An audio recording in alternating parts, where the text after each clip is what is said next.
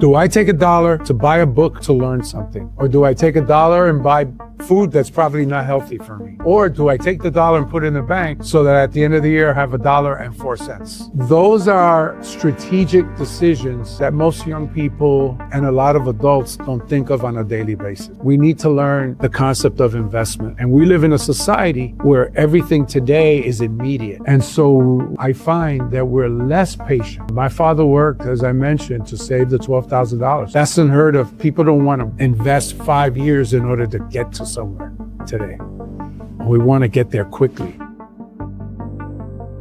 Hello, everyone. Welcome to the Del Carmen Foundation Podcast. This is the sixth of many podcasts that will highlight those individuals, students, and organizations that are making a positive difference in the lives of many children and youth in Philadelphia and Venezuela. Del Carmen Foundation is a non-profit organization whose mission is to help disadvantaged children and youth by providing access to education, sports, and other resources. I'm your host, Yamilet del Carmen, Executive Director of the Del Carmen Foundation. Today, I'm deeply honored to welcome a very special guest, Reverend Luis Cortés, as the founder and CEO of Esperanza. Reverend Cortés has spent decades lifting our community through faith, education, and action. What makes Reverend Cortés truly special is not just his leadership, but also his humility and the strength of the team he's built, because they are a reflection of his vision. We're excited to learn from his journey and hear how he continues to transform lives across Philadelphia. Melodies that soar and swoop, joining voices push along. Hello, everyone. I have been looking forward to this episode for a long time because today we are going to learn from someone who has a different kind of qualities that are not easy to find. He has dedicated his life to empowering the Latino community through his faith, his leadership, and a deep commitment to service. We admire the work that he and his team have been done for Philadelphia. And to understand the magnitude of his impact, I will mention just a few of his outstanding achievements. Founder and CEO of Esperanza, a nationally recognized nonprofit organization focused on education, housing, and economic development for Latino communities. Grew Esperanza from one-person initiative into an organization with over 800 employees. Founded Esperanza College, a K-12 chartered school and a cyber school. Established the National Hispanic Prayer Breakfast, which brings together thousands of faith leaders in Washington, D.C. Advised both Republican and Democratic administrations, including President George W. Bush and Barack Obama, on immigration and Hispanic affairs. Led a White House delegations to Honduras and Guatemala. First Hispanic recipient of the Philadelphia Award in 2019, one of the city's most prestigious honors. Author of 6 bilingual books on citizenship, ownership, credit, and employment, and featured in national media, including CNN, Time, the New York Times, the Wall Street Journal, the Washington Post, and many more. Reverend Luis Cortés, thank you for being here with us. We appreciate your time. Thank you for having me here. It's a pleasure. Excellent. Could you please tell a little bit how the all started? Tell a little bit about yourself. Well, I was born in New York, in La Isla del Encanto, Manhattan.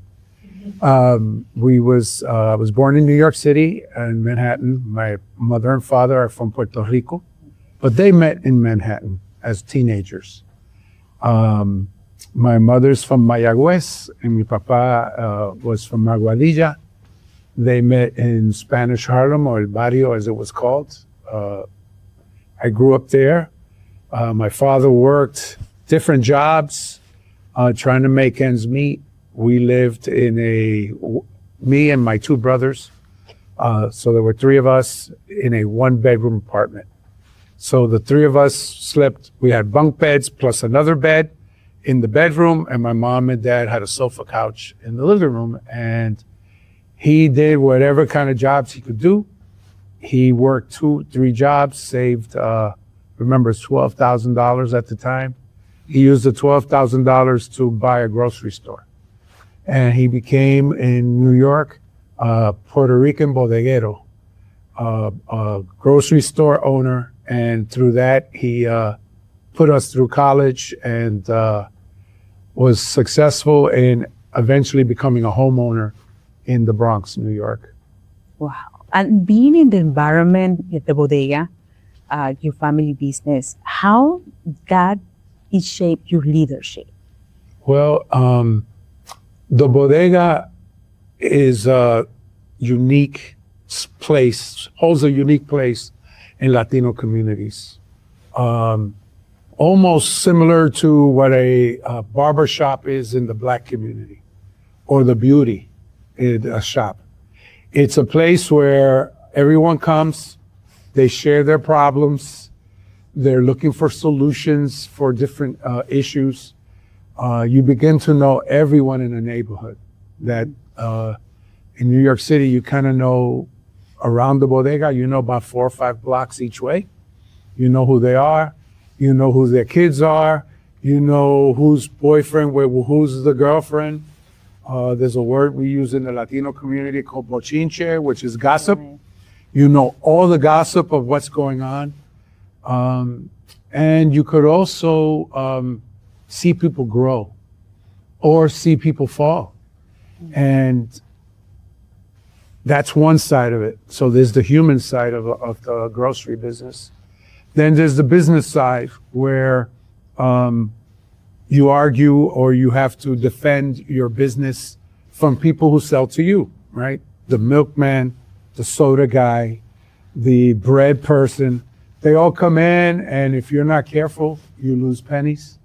And the business is a business about pennies. So you learn about how things work. I could tell a story. I used to go to the store to help my father out. And so there were 2 issues. One was I wasn't getting paid. So I'm like, "Wow, when are you going to pay me?" And he would say, "Did you sleep in the street last night? Did you have dinner last night?" And I'm thinking like, "Yeah, but I get that as your son." And so that was one argument. Another one was one day I grabbed a Snickers bar. And I came from school, grabbed a Snickers bar and a Pepsi, and I noticed he was upset. So I said, "What?" To my father, "¿Qué? Papi, ¿qué?" And he was like, "You take advantage of this store." So I'm thinking, you're going to tell me that over a Snickers bar, right? So I know, "What are you talking about?" He says, "How many candies in a Snickers bar?" So I'm like, "I don't know." He goes, "See, that's why you're stupid." That's what he said to me. And I'm like, what? And then he says, "How many candies do I have to sell to break even?" Now, if you don't know how many candies are in the box, you definitely don't know how many candies you have to sell to break even. So I already knew he had me lined up to tell me I was an idiot 4 times in a row, right? How many candies in the box? How many do you have to sell to break even? How long does it take to sell them? But that's important. That is important because in one sense, he began to teach me the business of money, how money functions, how it works, what's an investment, what is space versus time versus profit. So I learned a lot in the bodega. It was very helpful. You learn about people, and you learn about money, and you learn about business. So it was a great experience, and it was a formative experience, though at the time, I hated every minute of it. I believe so. And how old were you? I started working in the store when I was about 14, and I worked there till I was 19, So after school. how important it is to teach young people about business? It's very important. Understanding the value of a dollar is very, very important.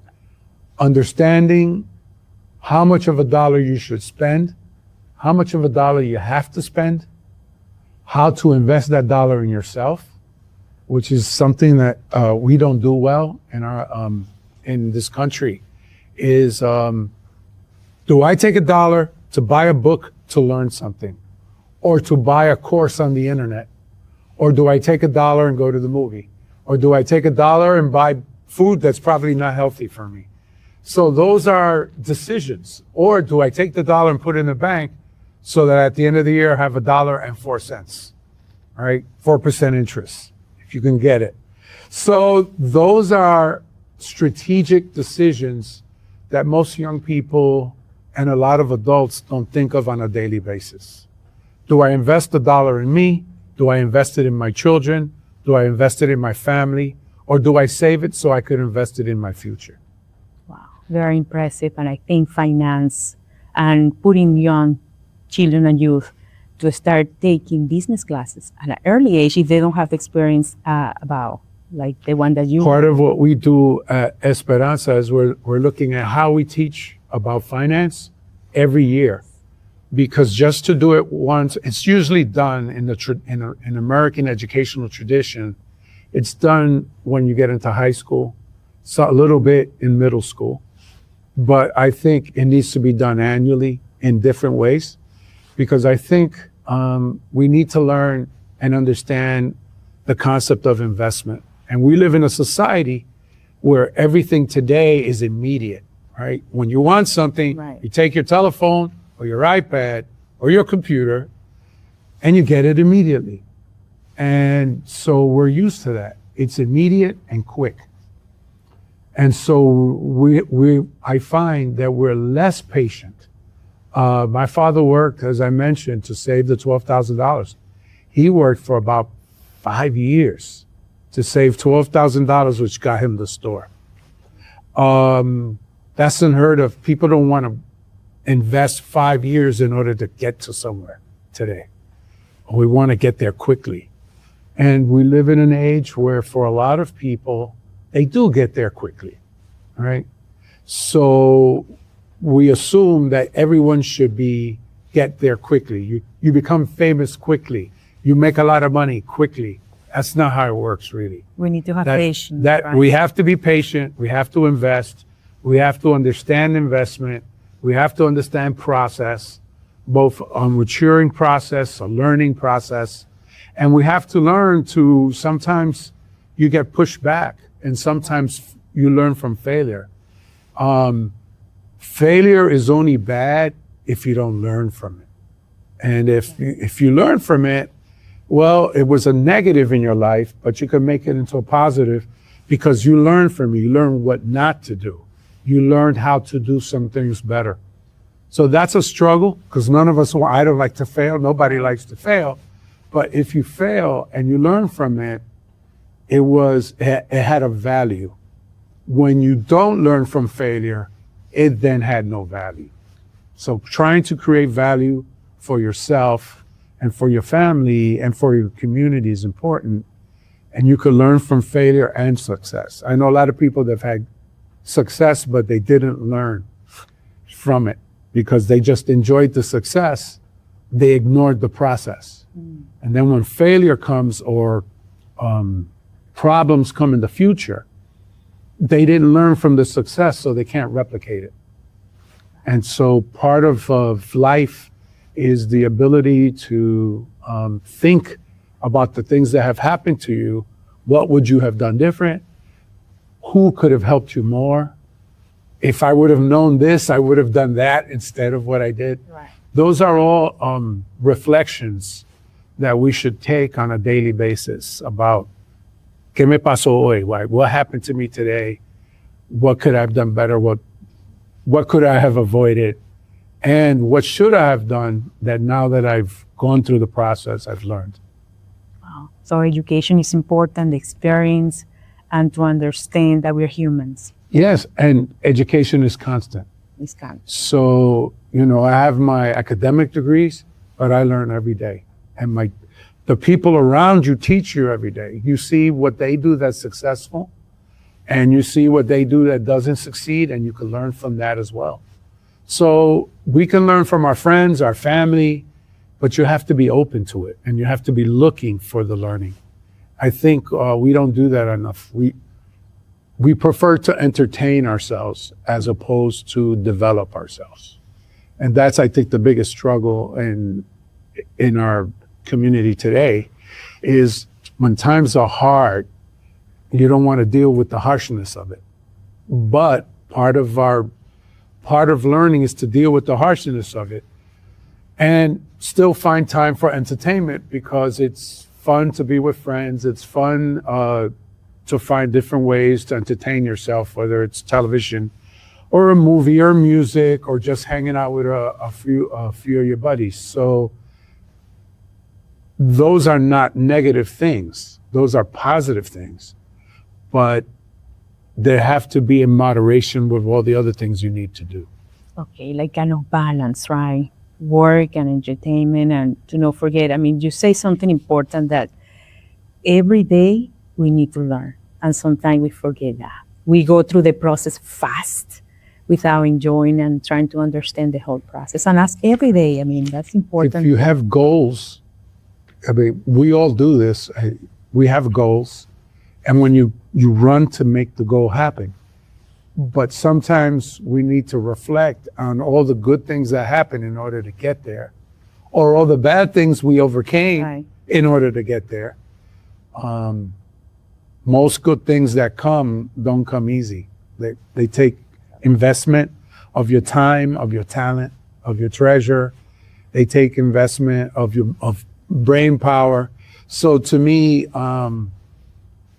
what we see on television and what we live, we see that it's immediate, but it really isn't, right? Takes time. The top shows in the country are about people who can sing or who could dance or who could entertain. And then they go on a show and they win all this money. But the show itself, the show or the program shows us that these people with great skills, because they can sing well, for example, they've been singing for a long time. And it feels like it happened like that, right? And 7 semanas, they won the award. The 10 weeks, they competed and they won. But no, they show you that people have been struggling, trying to make it for years. And then they go on the show and a few of them make it. But I think one of the biggest things we could look at and invest in is ourselves and our family. And I think we need to learn to reflect on how to do that and how to be successful and how to point out success constantly. In communities like the one I serve and work in, we sometimes focus on the negative and not enough on the positive. So even when your child comes home and says, hey, I got a B, a lot of parents say, but you should have got an A. I think we need to celebrate the B and then figure out how could we get the A. Celebrate the B and then talk about how to get an A. Right. Not downplay the B because you didn't get an A. Because later on in life, right, we will feel, because that happened to me with my parents, like, why didn't I get an A? And it's like a pressure. There is a pressure. Yeah, and I think pushing toward a higher goal is important, and that should be always the goal should be higher. But if you do good work needs to be rewarded. So even when in kindergarten, first grade, if your son or daughter comes home with an 80 or with 1 star, not 3, you congratulate the star, congratulate the 80 and say, that's good work. Now, what could we have done to do a little better? Right. But you still congratulate the good, celebrate the good. And we have so many young people. We work with young people at Esperanza through our schools. And we have so many young people that are they're in a tough neighborhood. They don't have redes. The difference between people of wealth and people that don't have wealth is not that they're smarter. It's not even they have more money. It's they have a greater network. And we never think about that. So our young people don't have the network to get a job in the summer. They don't have a network to learn from a tío who's a banker. If you don't have that network, or a tía that's doing something as a teacher. So if you don't have that network, it becomes harder to succeed because you don't have the models and you don't have the people who help guide your journey. Every life is a journey. Right. It's like more opportunities, would you say that? Yes, a network creates more opportunity. And sometimes we think that it's because you're rich. It's not because you're rich, it's that wealth brings a network. And the network opens doors for you where you can do more, create more. So part of what we need to learn is how to create networks for ourselves, which is why we've done the things at Esperanza that we do. We build, we have a teatro. We have a teatro. In the teatro, we bring people that are Latino, but are stars, right? So we bring, an example is we bring the Philadelphia Ballet. But what a lot of people don't realize is half of the dancers that are dancing are Latino or Latina. And so, when you come to the ballet here, you get to talk to them and you realize, wow, esta muchacha grew up in Mexico. She wasn't wealthy. And this young man who's now, he's dancing, and you're like, wow, he grew up in New York. His parents are Puerto Rican. Philadelphia has dancers that are Dominican, and they're one of the oldest dance troupes in the country. So the idea is to create instituciones because we don't have networks. Right. When you have a network, when you have lots of networks, people don't need an institution. But when you don't have the networks, we need the institutions. So you say two things that I was thinking about. First, to allow the children and youth to go to the higher goal, but also celebrate a bit. And I think the parents also need to be trained about it, right? Like, yes, I mean, well, it's sort of like every generation needs to move forward, right? In my father's generation, it was a generation of men had to be hard, right? So you get up, you work, and you don't go to the doctor unless your finger's falling off, You hurt it, but you just tape it, right? And you don't do anything about it until it turns totally black. And that was the old generation. It was like spit on it in baseball, you get hurt, it's like, be a man, get up. So we need to evolve our cultures. But the macho culture has some positives to it, and then it had a lot of negatives to it. You want to evolve every generation so that every generation gets better and so that we respond better. We've learned about mental health and the need to take care of our mental health. But when I was a kid, if anybody said anything about mental health, it was considered, ese está loco, he's crazy. right. And leave him alone, and he has problems, and you get pushed out of the community or out of your friend base. We've learned a lot since then. And so part of the reflection I said about life, part of reflection is learning from science, learning from data, learning to understand how data works and how it can inform us, and how science works, and how it could inform us to make better decisions. So parents need to take classes too. That's correct. That's the whole thing. Parents need to evolve. In Puerto Rico, there were ways to reprimand children that were just wrong. Right. Today, we recognize them as wrong. But at the time, that's how it was done. And if you didn't do it that way, you were a bad parent. So the same way we grow as individuals, we got to help our children grow. And we need to find ways to coalesce together and learn together for the betterment of our families, ourselves, and our community. Beautiful. And the teatro. I love to come here to enjoy what you do. And I think it's beautiful because first it came like all the community together. And what impressed me is that you brought the ballet to here, to Esperanza. And maybe the community, the people couldn't pay maybe a bus drive or maybe cannot buy a ticket to go to the ballet.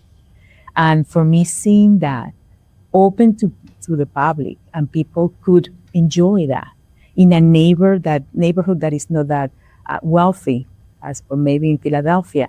And you brought that here, so you brought the opportunity here. And So I served on the board of the Kimmel Center and of the orchestra.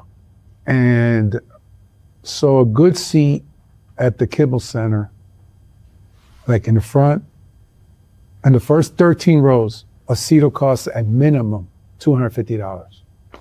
So I'm thinking, okay, una mamá with 3 kids, that's $1,000 for the seat to be close. Or you could sit all the way upstairs and it's $100. It's still $100. And to do that, now you have to go on the train. If you live in a barrio in Philly, you have to take a bus to then take the train. And at night, you got to do that at night through some tough neighborhoods. Then if you got to buy a soda, the soda costs $8, right? Because it's in a venue downtown. So I knew it was impossible. You know, even though the orchestra wants you to come and the ballet, and so they put the seats upstairs, $25. For a mom, $150 and more, plus risking your children and your life because you're going to be walking in streets with your 3 kids at 10 and 11 at night. It's just not it's impossible for us. So we built the theater. Beautiful. And we raised the money to build the theater. We built the theater and we invited them. And I'm very happy that they have come.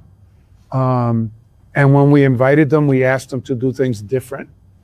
When they dance, it has to be a dance, or when they sing, it depends who comes. Okay, we have Philadanco comes, the orchestra comes, Ballet X comes, there's different groups. So the first thing we thought about is, okay, can we get them here? So we built the right place because they have to dance on certain types of floors or their feet get hurt. It's a lot more complex to be a professional at the highest level. So we built a space where they can perform at their level. But then we also had to have 2 different kinds of conversations. One is children 18 and below have to be free, because mommy should not have to pay, or papi, who work hard and don't have a lot of money, they shouldn't have to pay for that. So parents have to be able to afford it with pride, or else why bring a child somewhere? So our first thing was, if mommy wants to, it's hard enough to bring them. Don't make her pay. Don't make them pay. All right, so 18 and below, gratis. What's the highest price ticket? $10, $15, or $20? And I say this to you and anybody who hears it. If you come with your 2 or 3 kids and just give us $5. Most of our programs are $5. Seniors, free. So that was the arrangement for our people. Because I didn't want someone to not come because they didn't have $10 or $5. We felt everybody has $5, not everybody, but if you don't have it, come and we'll take care of you anyway. But $5 is okay, you know? Then the other thing we did was we told the professional groups, do not bring us your B or C group, your A group. All these professional organizations have different levels of professionals. The new people that are being trained, the people that are professional and on the way up, and what I call the A group. The A group are the top people who play music in the orchestra. They're the top. If you're not A group, don't come to the neighborhood. And so they accepted that. Second thing was, don't bring us your C group and BC groups. The second thing was, when you come, perform something Latino. So either the performer is Latino, or the dance was choreographed by a Latino, or the music was written by a Latino or Latina. So that was important, so that our people could see, high-class music, we do too. Because there's a social class to some of these issues. And we're part of that. And I want to make sure that we understand, we own it. We create it, right? So when you have the ballet, you got a bunch of Latino dancers dancing, the choreographer who does the dance is Latino. The music playing was done by a Latino. So we are dancers, and we are musicians, and we are artists, and has nothing to do with how much money you have. It has to do with how much you invested in learning that oficio, that job. Dancers dance 30,000 hours. It's a huge amount. 10,000 gets you proficient. They are way beyond proficient. So 30,000 hours maybe they've danced. They're professionals. This is what they do. So, and the last thing was, at the end of the program, some of your folks have to sit and answer questions and have a dialogue, which has been such a great experience for our kids and for our seniors and for people to be able to talk. And what's been really interesting is we've had performers who cry when they do that, because all of a sudden they're like, yeah, I'm Latina. I'm a Latina dancer, and I got to dance for my people. So it's been a great. We had a Mexican woman who was a singer. I'm trying to remember the name of the group. It's not a Latino group. Okay. She happens to be a Latina in a group that sings, and they came here, and they sang, but she was asked to do something she wanted to do. So she sang the songs that her mother used to sing to her when she was a baby, when she didn't know that they were undocumented. And so she starts crying and crying and crying. So she's singing, she's crying. We're listening to her, we're crying, right? And at the end, she had to explain why. And she says, in all my years as a professional, she's very famous, and I feel maybe I shouldn't share her name because this was a moment there. But she said, in all my years as a professional singer, I never got a chance to do this. Wow. And happy here in North Philly. right. And So- we're proud to That's be. right. So it happens here, it happened in North Philly. For us to do events that are Mexican events, specific to a specific culture. Mexican events, we've had Colombian events, we've had Peruvian events, we've had Dominican events, we've had Puerto Rican events, and what I love about it is we can have a Puerto Rican event, but we invite the family. Right. And the North Philly family has Hondureños and Guatemaltecos and Peruanos and Brasileros, and we all can come Yes. and enjoy each other's culture. And our school is like that. And I think it makes Esperanza a special place, because what we're trying to do is help us to take the next step, to grow to the next level of what we should be and what we should control and own in Philadelphia. And we are all welcome. That's right. We're all welcome here. And one of the things that I learned was if you help a family a lot, they move far away. So we were doing that, and people were moving far away, and we would feel bad that they left. And then after a while, we realized what we need to do is to create la institución, create an institution, and that institution stays, and you don't have to worry about people who leave. So how is culture created in this country? Culture is created by institutions. So Harvard, Princeton, and Yale, they create culture. They uphold certain ways of thinking and certain modalities. One is more liberal than the other is more conservative, but they uphold, the institutions create culture. One of the problems we've had as a people, as Latino people, is that we didn't create our own institutions. We always go to the mainstream institutions. But I'll give you an example using universities. Howard University is a school, Brandeis University, and Notre Dame. Those are three outstanding schools.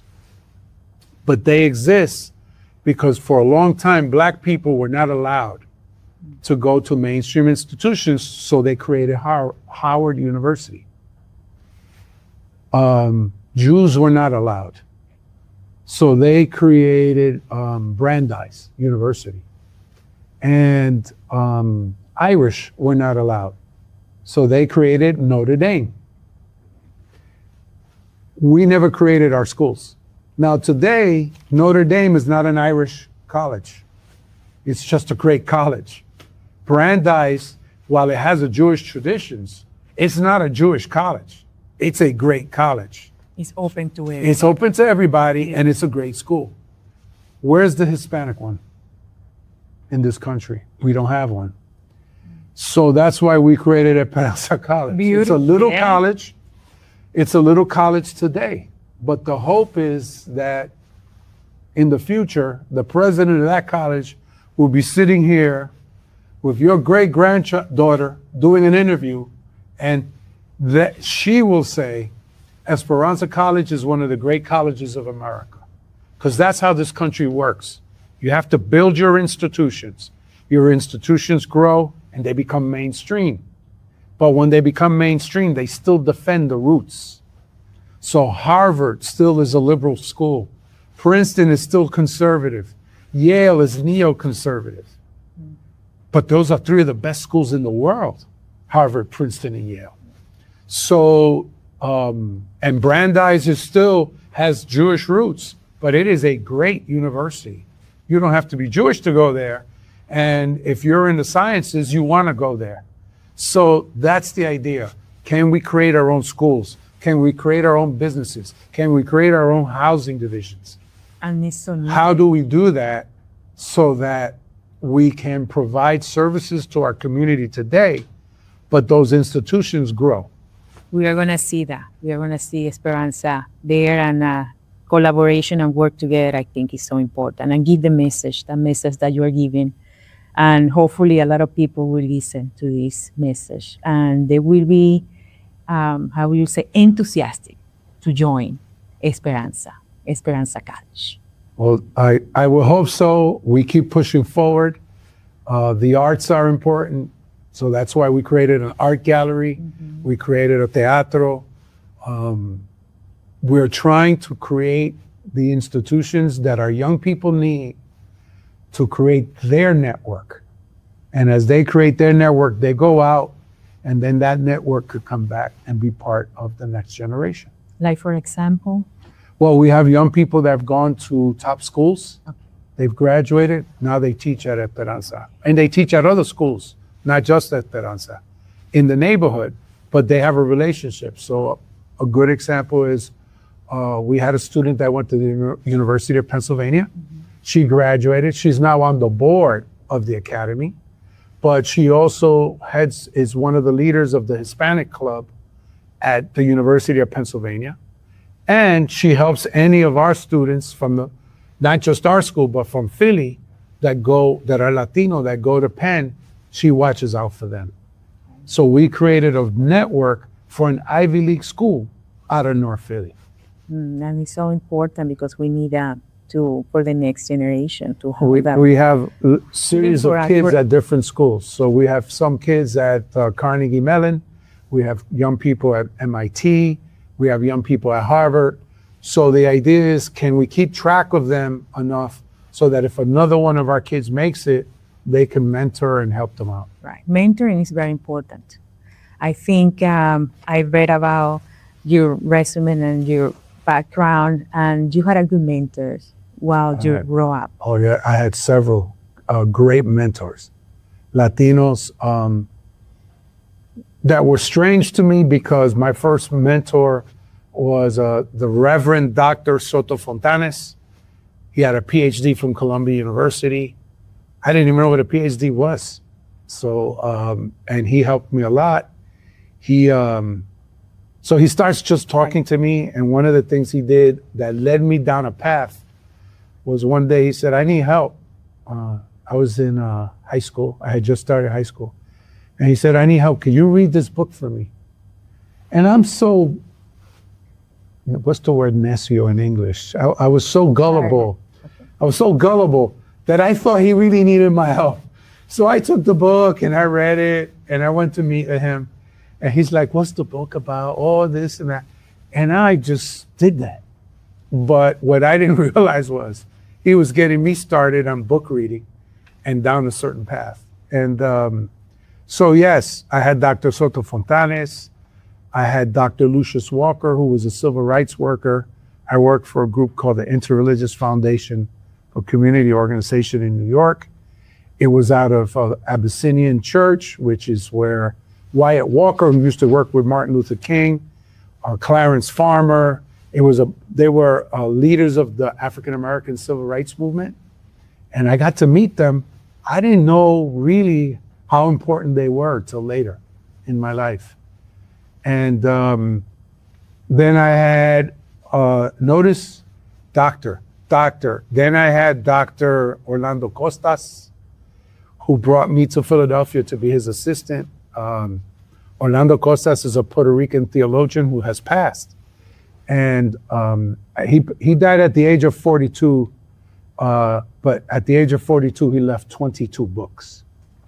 And he brought me to Philadelphia, and I was his assistant, and he used to make me write chapters, and he made me do a lot of stuff I hated at the time, but because you do all this work, but you get no credit. You just get a little footnote. Right, at the end is when you say like... Yeah, you get a little footnote in the book, right? Or I want to thank, in the forward, I want to thank Luis Cortés, Reverend Cortés for helping me.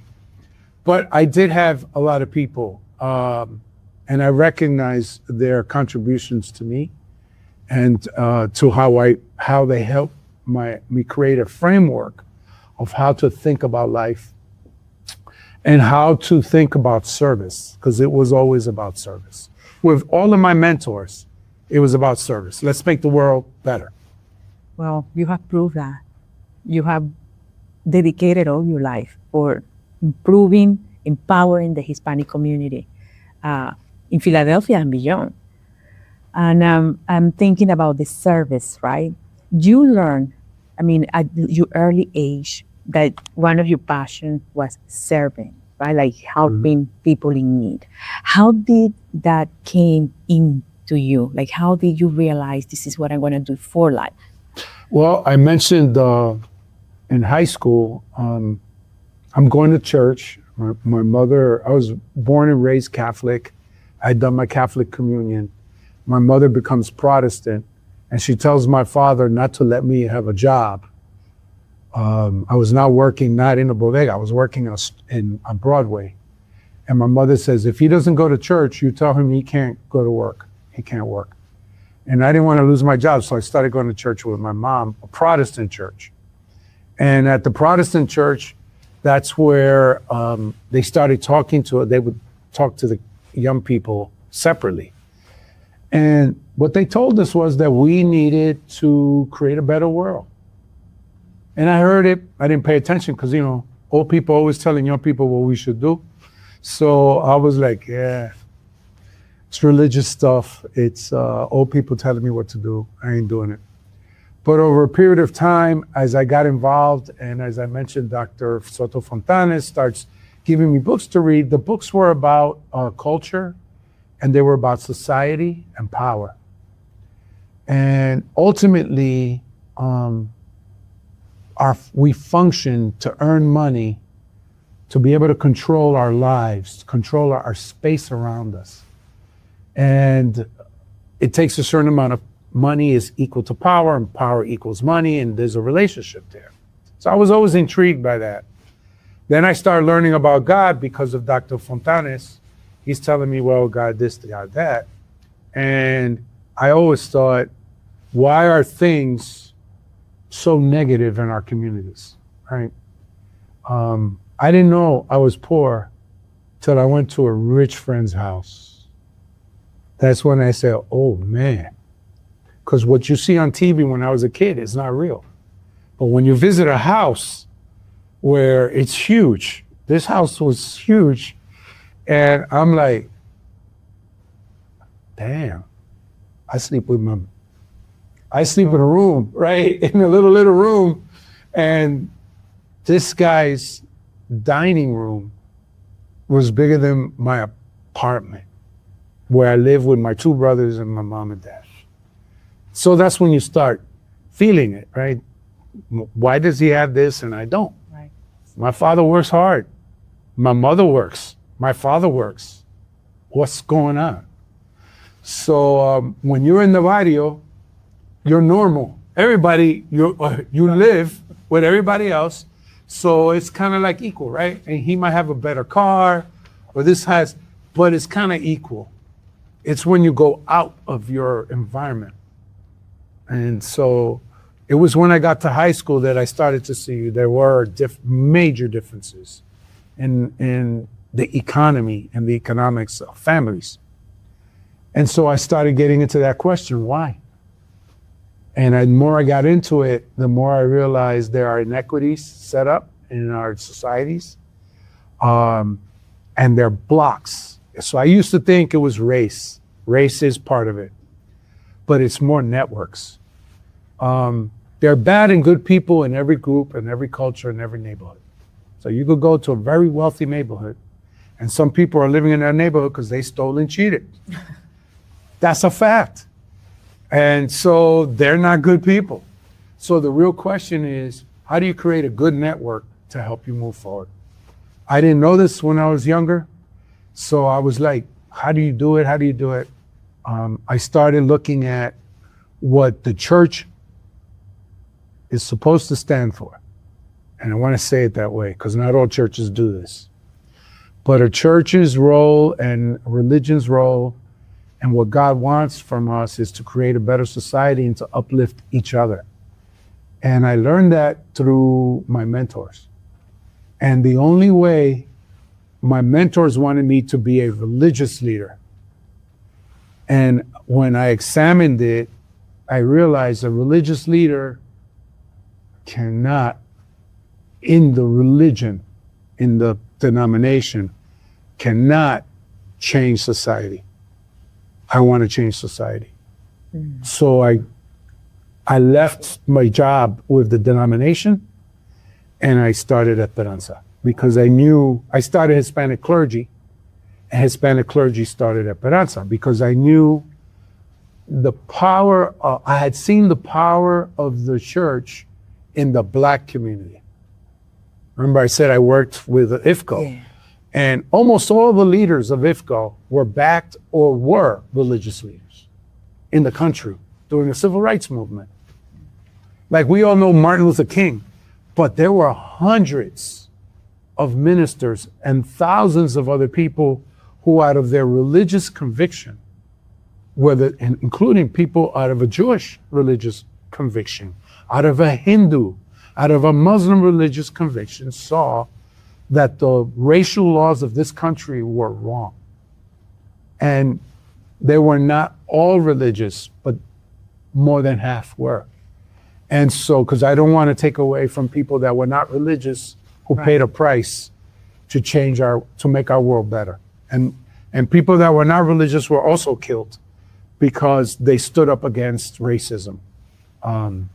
So You shift like from I moved. Serve. I saw the move. It happened in Philly. I came here to be a profesor de teología. I came here to be with Dr. Orlando Costas. I was supposed to be a professor of theology. The church also had me as ejecutivo de la denominación, a denominational executive. And under that, I had 113 churches under my care as a very young man. And what I saw was, yeah, I could teach theology. It's enjoyable. The mental work is enjoyable. But I didn't enjoy the outcome, right? The outcome is I'm teaching a person to do X better, to think a certain way. But I didn't want him to think. I want him to act. So you don't do that as a professor. You don't necessarily do that. You can, but that isn't your role as a theology professor. And then with the judicatory, the church denomination, the job was to maintain the denomination and the work of the denomination. And I found myself doing more stuff in the radio with the clergy. So in 1986, we decided to start Esperanza. And I left the other jobs, the other job I had, the ministry that I had, to do this because we wanted to fight back. We have been organizing because the city didn't have enough Latinos on the payroll. There were no bilingual education wasn't allowed. The schools we had were decrepit, the buildings. We won all those fights. Like sometimes people forget. We now have bilingual education is normal in Philadelphia. There was a time when it wasn't. When I first got here, it wasn't. And a bunch of people fought for that. I joined them. I was not their leader. We didn't have Clemente was a really ugly building. The Clemente school was a warehouse that was being used as a school. The other high school, the high school had moved to the Northeast. The gringos moved to the Northeast. They took the trophies with them and they left us in a really bad school. And we fought for a new Edison and we got it. So Clemente School Building, the Edison School Building, bilingual education, Latino cops, Latino firemen, all of those Latinos working for the city of Philadelphia. All of those were fights that I had, that I joined. I did not lead these fights. We had other leaders in the community. And I joined all those fights as a minister. So I used to wear my collar, okay, no me dieran un macanazo. So I used to wear my collar so a cop couldn't say I didn't know. I didn't know he was a reverend because I had long hair, long black hair. So I was like, wear the collar. They can't say they didn't know. But all of this is to say that there is a historic movement, and I'm just a piece of it, and we need other people to join it. Right. Especially now. Together. I agree. Especially now. We need other people to join it. We need other people to stand up against things that are wrong. If something is wrong, you gotta fight it. And one of the advantages I have is that that's my job. So it's my job to fight it. As clergy, I'm to stand up against evil. So I love it. And it's so important to come together because one small group cannot do it. It has to be people who wants to make a change, for us to have a voice for Latino community and to come together to fight for our rights. A lot of people have paid the price for us to get to where we are. Our job is to pay the price so our grandchildren could get to where they need to be. So now that takes me to the next question. We at the Carmen Foundation, we help disadvantaged children and youth by providing access to education. For example, we provided scholarships for children and youth in Philadelphia. We have been piloting an after-school program led by our Director of Education, Dr. Francis Udfor, that is to help young English language learners to have the ability to learn their native language and to be leg up becoming a fully bilingual, and how organization like ours can complement the work that Esperanza does, because I think it's so important for us to be bilingual, to not lose the Spanish, That's correct. what is it, language. The language. So at Esperanza, Spanish is a language of instruction. Okay. So we actually teach Spanish from K through 12. It's our understanding, I like to say it this way, Spanish for your soul and English for your pocketbook. English is the language of finance in the world. It is the English of finance in the world, not just in the United States. So you really need to learn English. But if you're Latino, and you have a cultural, not herencia, the word herencia is Here? heritage. Yes, heritage. And you have a heritage that's Hispanic, that comes from Spanish countries, then understanding and learning Spanish will only help you understand your heritage, right? You'll be able to, like when I was studying at the seminary, they made us learn Greek so that we could study the Bible in Greek, because that's the original language. So if you come from a Spanish nation, a Latino or Hispanic nation, and you can read Spanish, you can enjoy the cultural side of your heritage better. Doesn't mean you're going to be better, but you'll enjoy it more. You'll understand the music more. You'll understand the words more. Will be easier. You'll understand the literature more. So it's and you actually have more access to more countries to visit where you can communicate.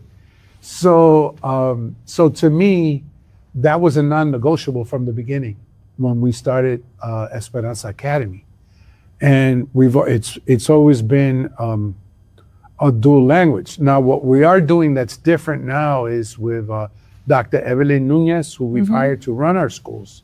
We're looking at how do we do what's called dual instruction, which is we teach Spanish to every student, every semester, every year. That's not the same as taking a course in Spanish to learn other things. So like, can you take social studies in Spanish?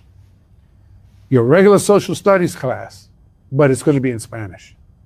We've never done that, and that's the next step. So we're looking at how do we begin to teach how do we make sure our kids have a baseline of Spanish so that in the 7th or 8th grade, by then, we're confident that they can compete taking social studies or a class in Spanish that's not language, that is a traditional content course.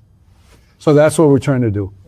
In terms of the Fundación, the Del Carmen Foundation, to me, the issue becomes where can we interlock, where can we help lock you into children that are needed support, and also how can we introduce families to Del Carmen Foundation.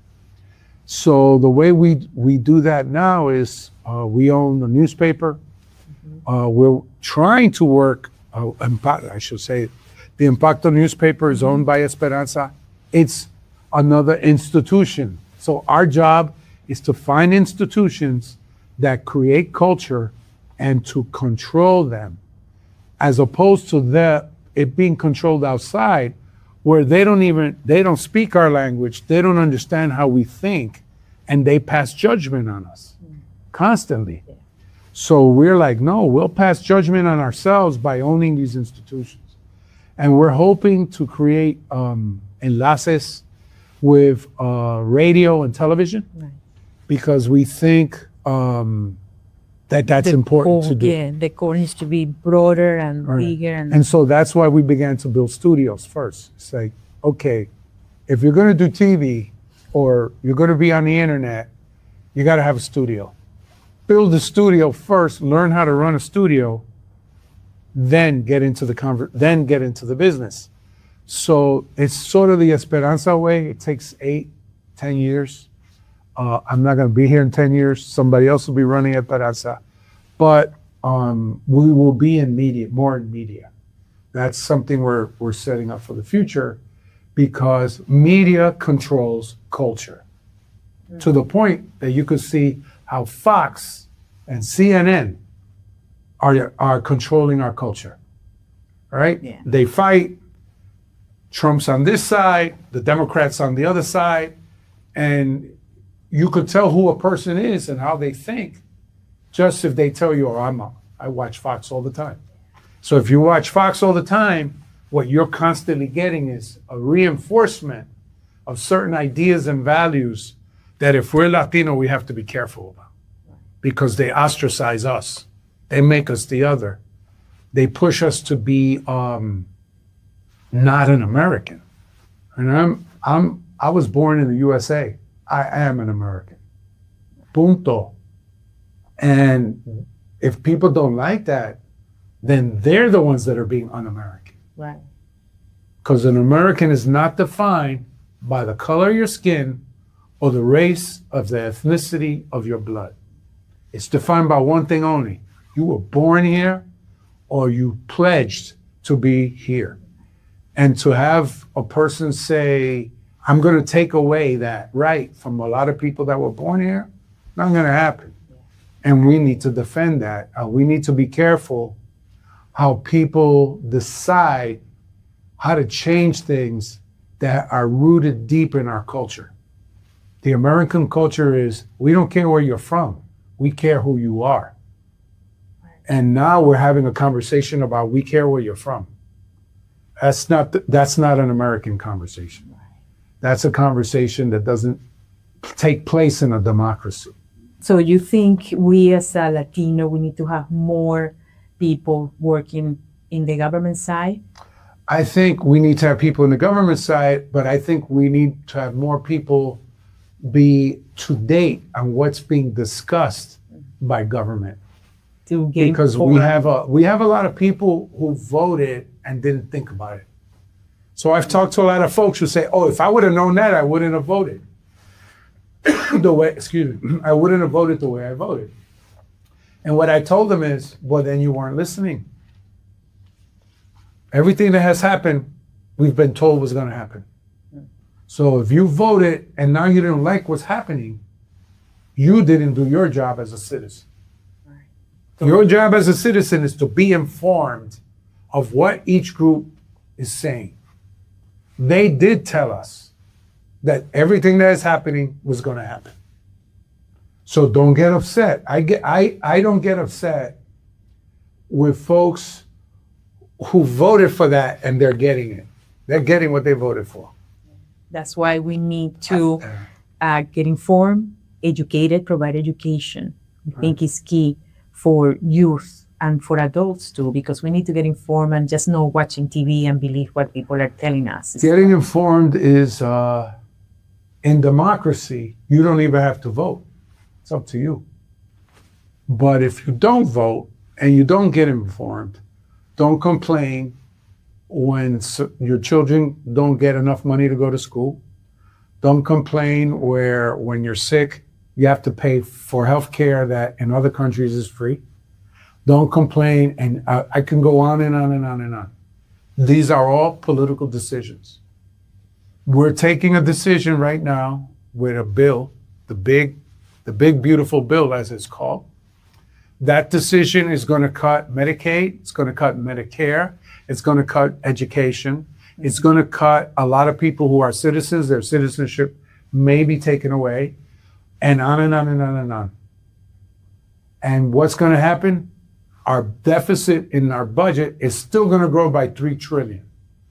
So you got to ask, if they're taking all this money away from all these people, where is it going? A tax cut for the top 4%. Everybody gets money back in a tax cut. But I want to be clear, if you are working class Philly and you make less than $30,000 or $30,000, you're getting $800. But now you're going to have to pay more for food. They're cutting your food stamps. They're cutting your health care, so now you got to pay more for health care. So you're getting $800 more minus state, federal, and city tax. You're getting $500. But every time you go to the doctor, you now have to pay $200 or $300. So it's a negative for you.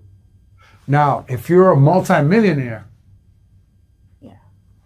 you don't qualify for anything, so you didn't lose anything, but you get to keep an extra 8%. 8% of $1 million is $80,000. There you go. That's all you need to know. People don't listen. People don't study. So it's like, yeah, I want my $800. Okay, $800 minus your taxes, Social Security, blah, blah, blah. It's $500. It's actually a little less. Yeah, you got to pay city tax, state tax, federal tax on this money. All right, so you're actually keeping $800, but you're not, because remember, it's a tax cut. So if you're not working, you don't get anything. Right. But if you're working, you get to save $800 more, but you're still paying tax on that money.